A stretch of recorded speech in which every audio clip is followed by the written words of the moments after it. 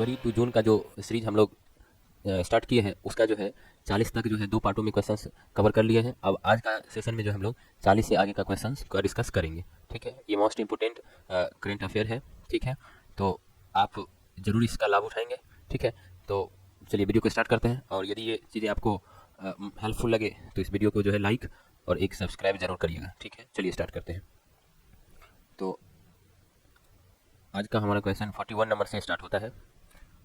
41 number question में देखिए क्या है कि 2025 में एशियन क्रिकेट काउंसिल का नया अध्यक्ष किसे नियुक्त किया गया है। ठीक है, तो मोहसिन नकवी को किसको किया गया है? मोहसिन नकवी को क्या किसके लिए एसीसी का नया अध्यक्ष के रूप में नियुक्त किया गया है। ठीक है, चलिए 41 नंबर क्वेश्चन है। अब अगला देखते हैं यहाँ पे 42 नंबर क्वेश्चन। अच्छा, 41 का थोड़ा सा जान लेते हैं क्या क्या है। मोहसिन नकवी एशियाई क्रिकेट परिषद एसीसी के अध्यक्ष नियुक्त किए गए हैं। ठीक है, देखिए पाकिस्तान क्रिकेट बोर्ड पीसीबी के अध्यक्ष मोहसिन नकवी ने आधिकारिक तौर पर एशियाई क्रिकेट परिषद एसीसी के नए अध्यक्ष का पदभार संभाला है। ठीक है, वे श्रीलंका के शम्मी सिल्वा का स्थान लेंगे। किनका? शम्मी सिल्वा का। ठीक है, चलिए कुछ जानकारी ले लेते हैं। भारतीय क्रिकेट कंट्रोल बोर्ड के सचिव जो है देवजीत सैकिया है। कौन है? देवजीत सैकिया है। और अंतर्राष्ट्रीय क्रिकेट परिषद का अध्यक्ष जो है ये जैसा है। सभी लोग इनके बारे में जानते हैं। चलिए 42 नंबर क्वेश्चन देखते हैं। 42 नंबर क्वेश्चन है कि अंतर्राष्ट्रीय ओलंपिक समिति आईओसी की अध्यक्ष चुनी जाने वाली पहली महिला कौन बनी है? पहली महिला किसका? आईओसी का, अंतर्राष्ट्रीय ओलंपिक समिति का। तो देखिए कौन है ये? क्रिस्टी कॉवेंट्री है। क्रिस्टी कॉवेंट्री है। क्रिस्टी कॉवेंट्री है। ठीक है, क्रिस्टी कॉवेंट्री आईओसी की पहला महिला अध्यक्ष बनी है। ये है क्रिस्टी कॉवेंट्री। ठीक है, जिम्बाब्वे की क्रिस्टी कॉवेंट्री, ये कहाँ के हैं? जिम्बाब्वे का है। अंतर्राष्ट्रीय ओलंपिक समिति के अध्यक्ष निर्वाचित होने वाली पहली महिला और अफ्रीकी बनी है। ठीक है, वह विश्व के सबसे शक्तिशाली खेल संगठन के 130 वर्षों के इतिहास में सबसे कम उम्र की ये अध्यक्ष बनी है। ठीक है, चलिए अब देखिए क्रिस्टी कोवेंट्री अंतर्राष्ट्रीय ओलंपिक संघ की 10वीं अध्यक्ष है। ये कितने नंबर का है? 10वीं अध्यक्ष। और इस पद पर नियुक्त होने वाली पहली सबसे युवा है। ठीक है, वे 131 साल के इतिहास में इस संगठन का नेतृत्व करने वाली पहली महिला और पहली अफ्रीकी है। ठीक है, चलिए बहुत महत्वपूर्ण इंपॉर्टेंट है ये प्रश्न है। चलिए आगे बढ़ते हैं।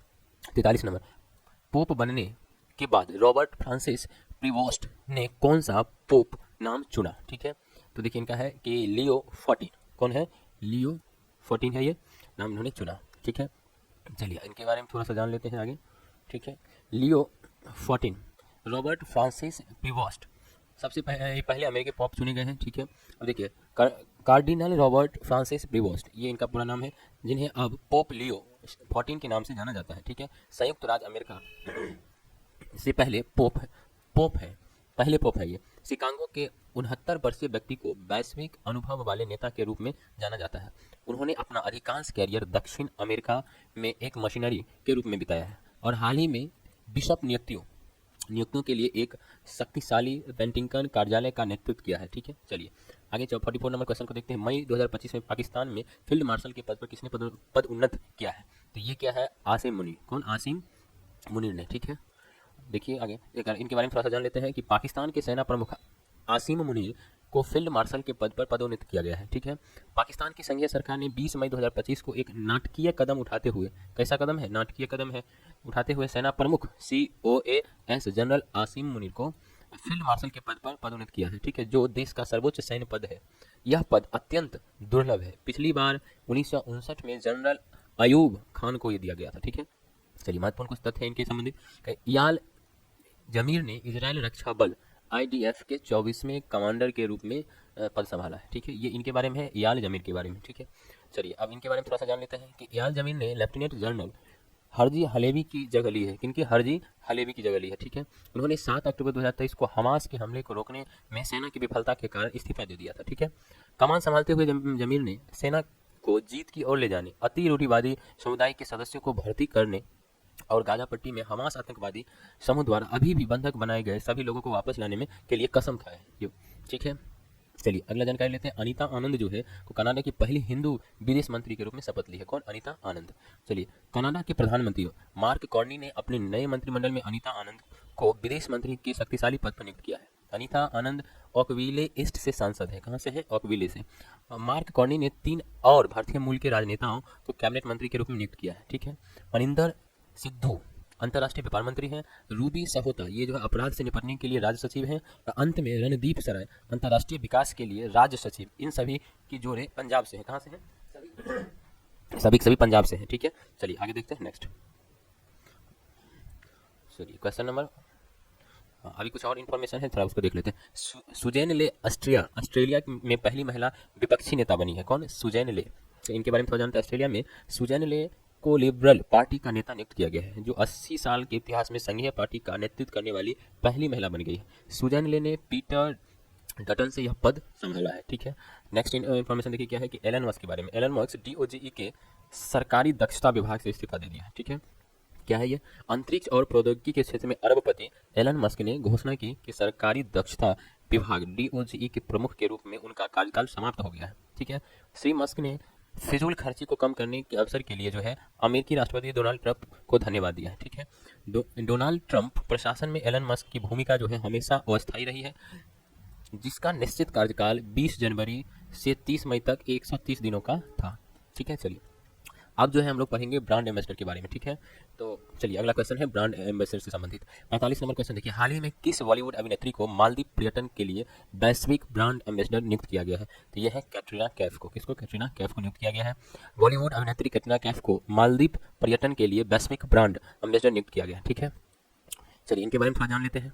यह मालदीव राष्ट्रीय पर्यटन बोर्ड द्वारा पर्यटन को बढ़ावा देने के लिए उठाया गया एक महत्वपूर्ण कदम है। ठीक है, यह निर्णय प्रधानमंत्री नरेंद्र मोदी के मालदीव दौरे से 1 महीने पहले किया गया। ठीक है, पिछले वर्ष नई दिल्ली और माले के बीच विवाद तब शुरू हुआ जब मालदीव के 3 उप मंत्रियों ने लक्षद्वीप यात्रा के दौरान प्रधानमंत्री नरेंद्र मोदी की तस्वीरों को लेकर के उनके खिलाफ अपमानजनक टिप्पणी की थी। ठीक है, चलिए आगे देखते हैं। 46 नंबर, स्पोर्ट्स विश्व कप 2025 के लिए वैश्विक राजदूत के रूप में किसे नियुक्त किया गया है? तो क्रिस्टियानो रोनाल्डो को नियुक्त किया गया है। ठीक है, क्रिस्टियानो रोनाल्डो को।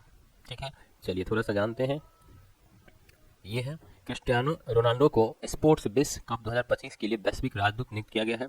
स्पोर्ट्स विश्व कप 7 जुलाई से 24 अगस्त 2025 तक सऊदी अरब के रियाद में होने वाला है। ठीक है, इसमें 2000 खिलाड़ी और 200 क्लब 100 प्लस देशों से भाग लेंगे। ठीक है, क्रिस्टियानो रोनाल्डो की नियुक्ति पारंपरिक खेल और स्पोर्ट्स के बीच एक ऐतिहासिक मेल है, क्योंकि 5 बार बैलन डी और विजेता अब प्रतिस्पर्धी गेमिंग को विश्व स्तर पर बढ़ावा देंगे। ठीक है, चलिए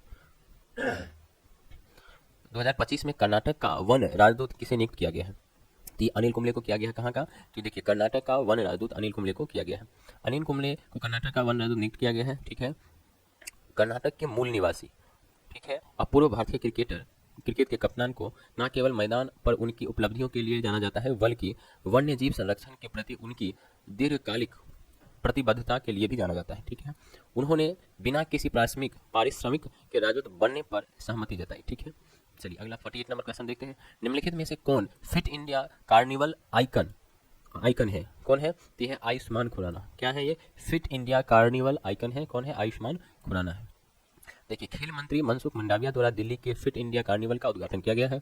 ठीक है, केंद्रीय युवा मामले और खेल मंत्रालय मनसुख मंडाविया नई दिल्ली के JLN स्टेडियम में फिट इंडिया कार्निवल का उद्घाटन करेंगे। ठीक है, 3 दिवसीय फिटनेस और वेलनेस फेस्टिवल का उद्देश्य फिट इंडिया मूवमेंट के फिट, स्वस्थ और मोटापा मुक्त राष्ट्र दृष्टिकोण के अनुरूप एक स्वस्थ और सक्रिय जीवन शैली को बढ़ावा देना है।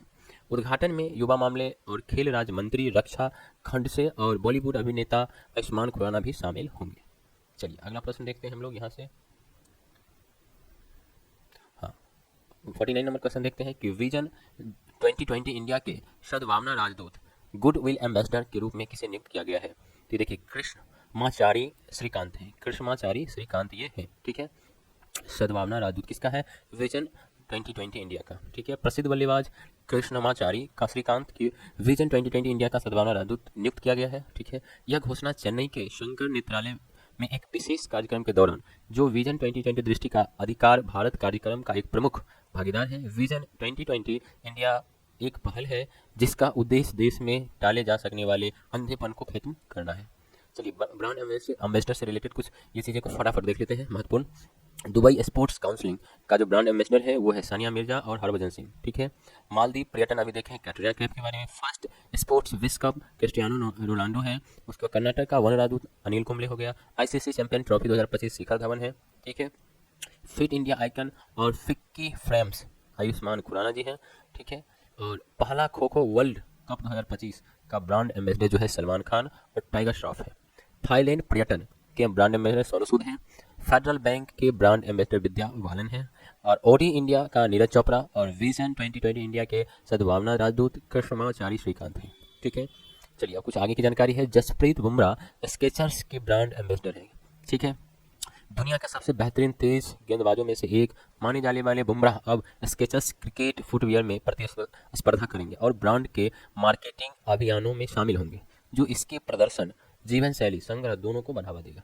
1992 में स्थापित स्केचर्स एक अमेरिकी बहुराष्ट्रीय फुटवियर और परिधान कंपनी है। इसका मुख्यालय मैनहट्टन बीच, कैलिफोर्निया में है स्थित है। ठीक है, चलिए नेक्स्ट क्वेश्चन हम लोग देखते हैं। अच्छा, एक कुछ और जानकारी है जो ले लेवी ने दिलजीत दोसांझ को अपना ग्लोबल एम्बेसडर नियुक्त किया है। ठीक है, लेवी ने, ये क्या है, विश्व स्तर पर प्रसिद्ध डेनिम ब्रांड लेवी ने दिलजीत दोसांझ को अपना वैश्विक राजदूत नियुक्त किया है। ठीक है, जिससे वह ब्रांड के रचनात्मक समुदाय में शामिल होने वाले पहले पंजाबी कलाकार बन गए हैं। ठीक है, लेवी स्टार्स एंड कंपनी के एक अमेरिकी कपड़ा कंपनी है। ठीक है, जो अपने लेवी ब्रांड के डेनिम जींस के लिए दुनिया भर में जानी जाती है। ठीक है, चलिए अगला क्या जानकारी है। कृति सनोन ड्रीम टेक्नोलॉजी की पहली भारतीय ब्रांड एम्बेसडर बन गई। किसका? ड्रीम टेक्नोलॉजी का। देखिए कृति सोनन, ठीक है, कृति सनोन है, ड्रीम टेक्नोलॉजी की पहली भारतीय ब्रांड एम्बेसडर बनी है। ड्रीम टेक्नोलॉजी एक प्रमुख चीनी घरेलू और व्यक्तिगत उपकरण ब्रांड है। वर्ष 2017 में इसका स्थापना हुआ है। ड्रीम ने आधिकारिक तौर पर 2023 में भारतीय बाजार में प्रवेश किया। ठीक है, और अपने साथ घरेलू, सफाई और व्यक्तिगत देखभाल उपकरणों की एक पूरी श्रृंखला लेकर के आई है। ठीक है, चलिए अगला देखते हैं। नेक्स्ट है कि चैनल ने अनन्या पांडे को अपना पहला भारतीय ब्रांड एम्बेसडर नियुक्त किया है। किसने? चैनल ने अनन्या पांडे को अपना पहला भारतीय ब्रांड एम्बेसडर नियुक्त किया है। चैनल 1910 में कोको चैनल द्वारा स्थापित फ्रेंच लग्जरी ब्रांड फोकस महिलाओं के लिए रेडी टू वियर लग्जरी सामान और एसेसरीज है। ठीक है, अनन्या पांडे ब्रांड का पहला भारतीय चेहरा बनी है। ठीक है, चलिए अगला प्रश्न देखते हैं हम लोग। अब जो है अगला है वो है पुरस्कार व सम्मान से रिलेटेड है। ठीक है, तो अब नेक्स्ट हम लोग इसके बारे में देखेंगे। नागरिक सम्मान सबसे पहले है, तो 50 नंबर क्वेश्चन देखते हैं हम लोग कि जून 2025 में प्रधानमंत्री नरेंद्र मोदी को किस देश का सर्वोच्च नागरिक सम्मान प्रदान किया गया है? तो क्या किसका है? साइप्रस का। कहाँ का है? साइप्रस का उनको सर्वोच्च नागरिक सम्मान से संबोधित किया गया है। किन्हें? नरेंद्र मोदी जी को। चलिए आगे बढ़ते हैं, हाँ थोड़ा सा इसके बारे में जानते हैं। वर्ष 2025 में प्रधानमंत्री नरेंद्र मोदी से मिले अन्य देशों के लिए सर्वोच्च सम्मान कौन कौन से हैं? देखिए 27वां सबसे प्राचीन वेल्वितिया मिरोविलिस का आदेश, ये कहाँ से मिला है? नामीबिया से मिला है। नाम बड़ा अजीब है तो आप देख लीजिए। ठीक है, 26वां दक्षिणी क्रॉस के राष्ट्रीय आदेश का ग्रैंड कॉलर, ये कहाँ से मिला है? ब्राजील से। 25वां देखिए त्रिनिदाद और टोबैगो गणराज्य का आदेश। ठीक है, 26वां देखिए, 24वां देखिए officers of the order of the star, ये कहाँ से मिला है? ये घाना से मिला। ये इसको जो है ना ये कई बार पूछ भी चुका है, मतलब इसकी ये महत्वपूर्ण है। 23वां देखिए grand cross of the order of क्या है? मकारियोस, ये साइप्रस से है। और 22वां देखिए मित्र विभूषण श्रीलंका से। और 21वां जो है the grand commander of the order of the star and की ऑफ द हिंद महासागर मॉरिशस से है ये। ठीक है, ये सारे क्या है? अवार्ड्स हैं जो नरेंद्र मोदी से मिले हैं। ठीक है, चलिए अगला देखें। 51 नंबर क्वेश्चन देखते हैं कि 2025 में फिजी के सर्वोच्च नागरिक सम्मान companion of the order of Fiji से किसे सम्मानित किया गया है? तो ये किया गया है मधुसूदन साई को। किसको? मधुसूदन साई को। ठीक है, मधुसूदन साई को फिजी के सर्वोच्च सम्मान से सम्मानित किया गया है। देखिए इनको। ठीक है, कर्नाटक के मधुसूदन साई को फिजी ने देश के सर्वोच्च सम्मान companion of the order of the Fiji से सम्मानित किया है। ठीक है, यह सम्मान स्वास्थ्य सेवा में उनके अपार योगदान को दर्शाता है। खास करके फिजी में श्री सत्य साई संजीवनी चिल्ड्रन हॉस्पिटल की स्थापना में उनके योगदान के लिए दिया गया है। फिजी के राष्ट्रपति जो है रातू नाइकामा लाल बालाबू है। ठीक है, लाल बालाबू है। चलिए 52 नंबर क्वेश्चन देखते हैं हम लोग। निम्नलिखित में से किसे यूके की knighthood most excellent order of the British Empire से सम्मानित किया गया है? तो ये एन चंद्रशेखरन को किया गया है। ये है टाटा समूह के चेयरमैन एन चंद्रशेखरन यूके के नाइटहुड से सम्मानित किया गया है। एन चंद्रशेखरन को यूके के नाइटहुड ब्रिटिश साम्राज्य का सबसे उत्कृष्ट आदेश से सम्मानित किया गया है। ठीक है, भारतीय व्यापार जगत के इस नेता को यूके भारत व्यापार संबंधों में सेवाओं के लिए इस प्रकार से सम्मानित किया गया है। एयरटेल के संस्थापक सुनील मित्तल को पिछले साल किंग चार्ल्स तृतीय द्वारा most excellent award of the British Empire से सम्मानित किया गया था। ठीक है, चलिए नेक्स्ट क्वेश्चन देखते हैं हम लोग 53 नंबर क्वेश्चन देखते हैं। संयुक्त राज्य अमेरिका के सर्वोच्च नागरिक पुरस्कार प्रेसिडेंशियल मेडल ऑफ फ्रीडम से सम्मानित प्रथम पुरुष फुटबॉल खिलाड़ी कौन है? तो ये कौन है? लियोन मेसी है। लियोन मेसी है। लियोन मेसी देख लीजिए इनको। लियोन मेसी अमेरिकी राष्ट्रपति पदक पाने वाले पहले पुरुष फुटबॉलर बने हैं। ठीक है, अर्जेंटीना के लियोन मेसी, कई बार पूछा था कि कहाँ से, तो अर्जेंटीना से है। उन 19 लोगों में शामिल हैं जिन्हें व्हाइट हाउस में आयोजित एक समारोह में संयुक्त राज्य अमेरिका के सर्वोच्च नागरिक पुरस्कार प्रेसिडेंशियल मेडल ऑफ फ्रीडम से सम्मानित किया गया है। मेसी पहले पुरुष फुटबॉलर खिलाड़ी बने और महिला फुटबॉल खिलाड़ी मैगन रैपिनो के द्वारा इस खेल से दूसरे खिलाड़ी बने हैं। ठीक है, इस खेल से महिला में मैगन रैपिनो के बाद इस खेल के दूसरे खिलाड़ी बने, यानी कि पहला जो है मैगन रैपिनो है, दूसरा ये है लियोन मेसी है। ठीक है, जिन्होंने 2022 में यह पुरस्कार जीता है। ठीक है, 54 नंबर क्वेश्चन देखते हैं। सीआईआई के पूर्व महानिदेशक तरुण दास को हाल ही में किस देश के मानद नागरिक पुरस्कार से सम्मानित किया गया है? ठीक है, तो ये सिंगापुर के मानद नागरिक पुरस्कार से सम्मानित किया गया है। तरुण दास को सिंगापुर के मानद नागरिक पुरस्कार से सम्मानित किया गया है। ठीक है, देखते हैं। भारतीय उद्योग संघ परिसंघ सीआईआई के पूर्व महानिर्देशक तरुण दास को सिंगापुर के मानद नागरिक पुरस्कार से सम्मानित किया गया है, जो गैर सिंगापुर निवासियों के लिए एक प्रतिष्ठित सम्मान है। ठीक है, यह पुरस्कार उन्हें 15 जनवरी 2025 को नई दिल्ली में आयोजित एक समारोह के दौरान सिंगापुर के राष्ट्रपति थर्मल शानमुगारतम द्वारा प्रदान किया गया है। शानमुगारतम द्वारा यह प्रदान किया गया है। ठीक है, 55 नंबर क्वेश्चन देखते हैं। वर्ष 2025 के लिए राष्ट्रपति ने कितने पद्म पुरस्कारों को मंजूरी दी है? किसके लिए? 2025 के लिए तो 139 जो है पद्म पुरस्कारों को मंजूरी दी है। ठीक है, देख लेते हैं थोड़ा सा इससे रिलेटेड कुछ जानकारियां हैं।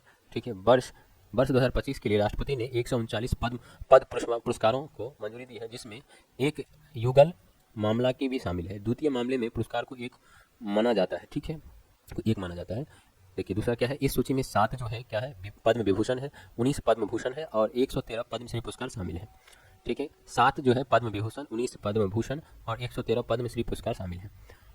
पुरस्कार विजेता में 23 महिलाएं हैं और सूची में विदेशी NRI, PIO, COCI श्रेणी के 10 व्यक्ति और 13 मरणोपरांत पुरस्कार विजेता भी शामिल हैं। तो दोस्तों इस वीडियो में जो है हम लोग क्वेश्चन 55 तक रखते हैं, जो कि वीडियो काफ़ी लंबा हो जाएगा। फिर अगला सेशन में जो है अगले वीडियो में इससे आगे हम लोग देखेंगे, 56 से देखेंगे। ठीक है, धन्यवाद।